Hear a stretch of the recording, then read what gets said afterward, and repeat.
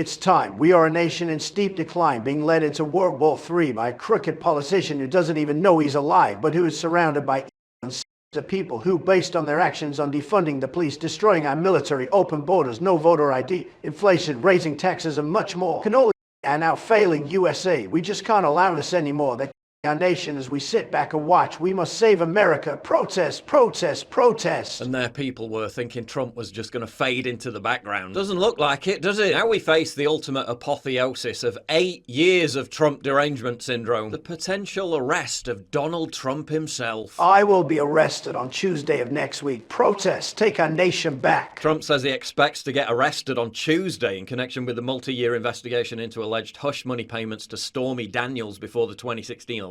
Police are preparing for pro-Trump rallies to take place outside the Manhattan courthouse. The prospect of that has naturally struck terror into the hearts of many on the left, who are still completely transfixed by their founding myth of January 6th, despite the fact that their hysterical claims that it represented some kind of organised mob insurrection has been vehemently debunked by hours of footage showing the lead protesters were allowed into the building and calmly chaperoned by authorities. But many of Trump's most vocal former supporters are warning that this potential demonstration represents a J6-style trap. Others have blasted Trump for whipping up more protests despite him failing to financially support J6 detainees. I asked Trump's most loyal fan base on Truth Social what they thought. A whopping 85% said the protest was another setup, and that's with Trump telling them to go out and protest. I mean, would you risk it given that New York City is solid Soros district attorney territory? Or is that just defeatist?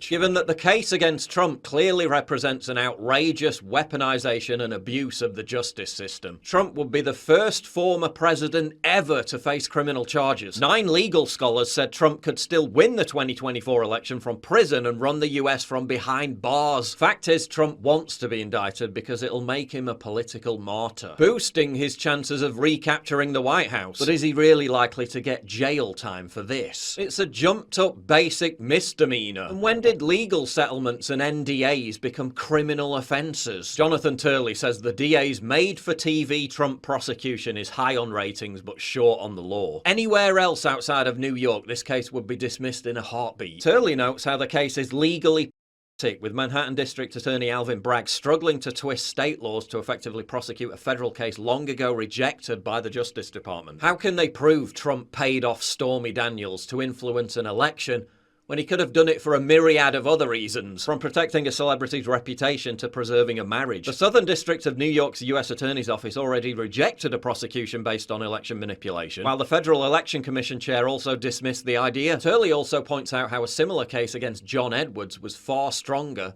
and yet the prosecution failed. The Clinton campaign funded the infamous Russian collusion myth-making Steele dossier as a legal expense. Was that election manipulation? Yes, clearly. And all they got was a fine, a slap on the wrist, just like every other leftist fever dream of seeing Trump in handcuffs. This is going to be all sound and fury signifying nothing, and it could end up even helping Trump. Elon Musk reckons it could hand him a landslide victory.